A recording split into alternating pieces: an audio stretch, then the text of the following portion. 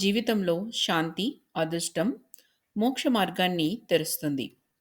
వైకుంఠ ఏకాదశి రోజు శ్రీమన్నారాయణుడు భక్తుల ప్రార్థనలను త్వరగా స్వీకరిస్తాడని నమ్మకం.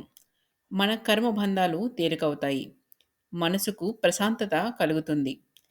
ఈరోజు నేను మీకు ఇంట్లో చేసుకునే ఒక చిన్న సింపుల్ రిచువల్‌ని చెప్తాను.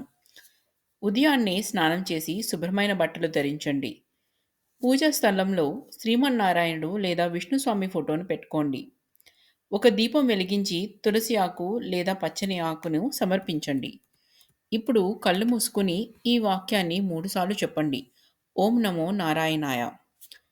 ఈ వైకుంఠ ఏకాదశి రోజున నా జీవితం శాంతి, ధర్మం, అదృష్టంతో నిండిపోవాలి. అనంతరం ఈ మనసులో ఒక కోరిక కోరుకోండి. ఆ కోరిక ధర్మబద్ధంగా ఉండాలి. తరువాత ఎవరికైనా అన్నం, పండ్లు లేదా సహాయం చేయండి. దానం ఈ రోజున అత్యంత శుభదాయకం. ఈ చిన్న రిట్యువల్ మీ ఇంట్లోనే ప్రశాంతతను, మీ జీవితంలో దైవకృపను తీసుకువస్తుంది. నమ్మకంతో చేయండి.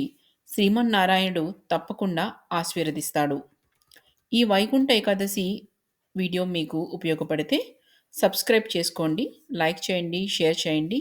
కామెంట్స్‌లో ఓం నమో నారాయణ అని రాయండి. Thank you.